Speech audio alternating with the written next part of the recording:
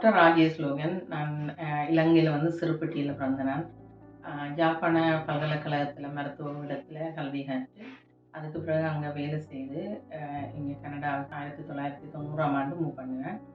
இங்க வந்து திருப்பி இங்க படிச்சு, திருப்பி ஆல்மோஸ்ட் 4வது 4த் இயர் மெடிக்கல் ஸ்கூலுக்கு போய், இப்ப இந்த ரெசிடென்சி ஃபேமிலி மெடிசின் செய்து, நான் இந்த ப்ரோக்ராமுக்குள்ள வந்து ஃபேமிலி டாக்டரா மார்க்கத்தில நான் இப்ப கடந்த 22 வருடமாக நான் வேலை செய்து கொண்டேன். அதே நேரத்தில இங்க கனடாவுக்கு வரவுக்கு முதல் எனக்கு அமெரிக்காவுல சில இன்டர்வியூஸுக்கு போய் ஒரு யூனிவர்சிட்டியில வந்து எனக்கு இன்டர்னல் மெடிசின் செய்யக்கூடிய சந்தர்ப்பமும், அதில நான் சைன் பண்ணியும் இருந்தேன்.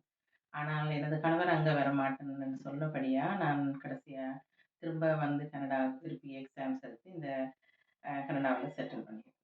ஆனா, நாங்க பார்த்தோம்னா, உண்மையில நான் கனடாவுல இருந்து இந்த கனடாண்ட உண்மையான நாட்டுல வந்து ஒரு அ ஒரு கனடியன் என்ற ஒரு வகையில நான் வேலை செய்து, இந்த தமிழ் ஆட்களுக்கும், மற்ற ஆட்களுக்கும் நான் சேவை செய்கிறத பற்றி நான் பெருமைப்படுகிறேன்.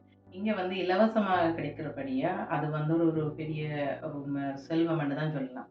இலங்கையிலேருந்து வந்தது. இப்ப எங்களுக்கு எங்கட நாடுல இலங்கை, இந்தியா போன்ற நாடுகள்ல எங்களுக்கு தெரியும் மருத்துவ வசதி எப்படி இருக்குது. எங்களுக்கு அங்க வந்து மருத்துவ வசதி வந்து ஃப்ரீயா, இலவசமாக கவர்மெண்டால இருந்தாலும், ஆனா அங்க ஒரு பிரைவேட் செக்டர்ன்னு ஒன்று இருக்குது. இப்ப அந்த பிரைவேட் செக்டர் இருக்கிறதால சில வேளையில சில டாக்டருக்கு பே பண்ணவோ, அல்லது மருந்துகளுக்கு பே பண்ணவோ, அல்லது ஆப்ரேஷன்ஸ் சிலது செய்ய வேணுமெண்டா குயிக்கா செய்ய அப்படின்னு சொல்லி இருக்குது.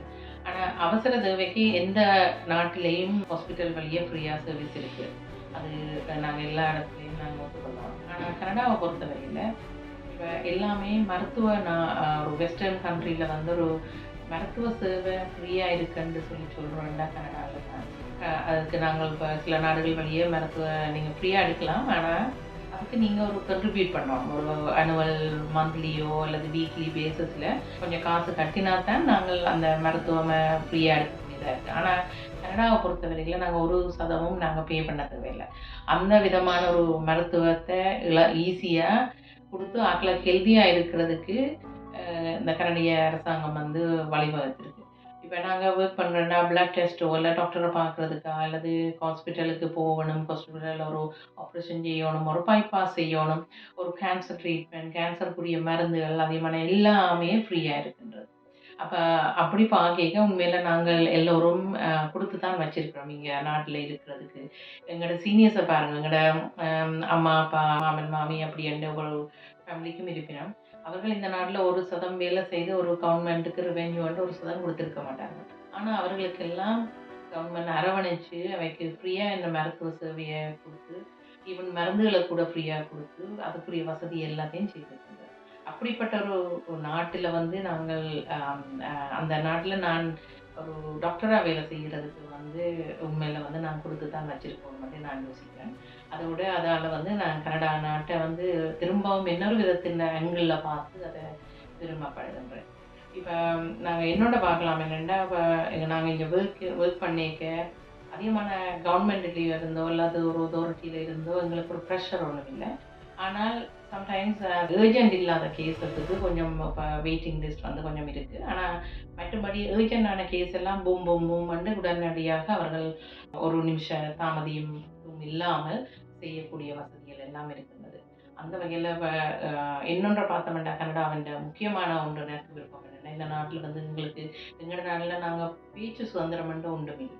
நாங்கள் ஒரு ஓப்பன் பண்ணி என்னுடைய ஒப்பீனியனோ, இதையோ ஒன்று திறந்து வாய திறந்து சொல்லிடலாம். சொன்னேன்டா நாளைக்கு நான் இருக்க மாட்டேன்ற மாரி. ஆனா இங்க வந்து கனடாவ பொறுத்தவரையில அந்த பேச்சு சுதந்திரம் வந்து நிறைய இருக்கின்றது. நாங்கள் இங்க வாழைக்கு வந்து எங்களுக்கு இப்ப தற்சமயம் வந்து நாங்க எங்கட நாடு, எங்கட வீடு, எங்கட ஊர் கனடான்ற மாரி அந்த ஒரு நிலைக்கு வர்ற அளவுக்கு கனடா எங்கள அரவணைச்சு எல்லா விதமான இதுகளையும் ஹெல்ப் பண்றபடியா எங்கட தமிழ் மக்கள் எல்லாரும் சந்தோஷமா இருக்கணும். ஒரு மனுஷருக்கு வந்து 2 விஷயங்கள் முக்கியம். ஒன்று வந்து கல்வி, மற்றது வந்து இந்த சுகாதாரம். அந்த மருத்துவ வசதி நிறைய இருக்குமெண்டா, அது வந்து இப்ப நாங்க பிரிவென்ஷன் படி பார்த்தோம்னா, நாங்கள் ஏர்லியா கொஞ்சம் காசு தான் நாங்க செலவழிக்க வேணும். ஆனா பேருந்து அந்த ஏர்லியா நாங்க கவனிக்க விட்டோம்னா, அது அப்புறம் காம்ப்ளிகேஷன்ஸ் வந்து அதுக்கு ட்ரீட்மெண்ட்ன்னு போயிக்க நிறைய செலவுகள் கூடும். அப்படி பார்த்தோம்னா, உண்மையில கனடால வந்து நிறைய பிரிவென்ஷனுக்காக நிறைய ஹெல்ப் பண்றாங்க. அது இயர்லி செக்கப்பாக இருக்கலாம், பிளட் டெஸ்ட்டாக இருக்கலாம். 50 வயதுக்கு பிறகு டெஸ்ட், அதாவது மலம் எடுத்து செக் பண்ணுற colon cancer, breast cancer screening, screening, prostate அப்படின்னு நிறைய இதுகள் இருக்கின்றன. அப்போ எல்லாமே அது ஃப்ரீயாக இருக்கிறதுக்கு, அது ஏர்லியாகவே கண்டுபிடிக்கக்கூடிய விதத்தில் இருக்கிறது. அது வந்து உண்மையில் வந்து ஒரு தக்க சுகாதாரத்தில் வந்து நிறைய ஹெல்ப் பண்ணும். அப்போ இதே மாதிரியான ஒரு சிஸ்டம் வந்து ஒரு ஃப்ரீயாக கவர்மெண்ட் மருத்துவ வசதியை செய்து கொடுக்க வேண்டாம். நிறைய நாடுகளில் ஏழக்கார ஆட்கள் வந்து கஷ்டப்பட தேவையில்லை. மருத்துவ வசதி இல்லாமல் அவர்கள் ஏற்கனவே தங்களை வாழ்நாள் நாளுக்கு நாள் தேவையை வந்து பூர்த்தி செய்ய முடியாமல் இருக்கிறார்கள். அதே நேரத்தில் இந்த மருத்துவத்துக்கும் அடிஷனலாக அவர்கள் பே பண்ண வேணும்னு சொன்னால் உண்மைக்கு கஷ்டம்.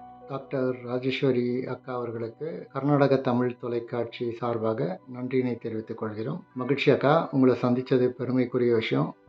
கனடா நாட்டில் ஒரு தமிழினத்தின், அதாவது நிறைய சேவைகள் செய்யக்கூடிய மதர் தெரேசா வழியில் வந்து நீங்களும் சேவை செய்கிறீங்க. அதுக்கு தகுந்த மாதிரி இந்த நாடும் உங்களுக்கு எல்லா சலுகையும் கொடுத்துருக்கு. இலவச மருத்துவம் என்பதும் இலவச கல்வி என்பதும் ஒரு மனிதனுக்கு அடிப்படை. அதுதான் அவனுடைய வாழ்க்கையை மேம்படுத்த முடியும். அதை உங்கள் நாடும் அதே மாதிரி நீங்களும் வந்து இந்த சேவையை செய்கிறதுக்கு மிகப்பெரிய பாராட்டுதல்கள். உங்களை சந்தித்தது பெருமகிழ்ச்சி. இன்று கர்நாடக தமிழ் தொலைக்காட்சி ஊடாக உங்களை சந்திப்பதில் பெருமையடைகின்றேன். இந்த பேட்டியை ஒழுங்கு செய்த திரு கணேசன் அவர்களுக்கு நன்றி.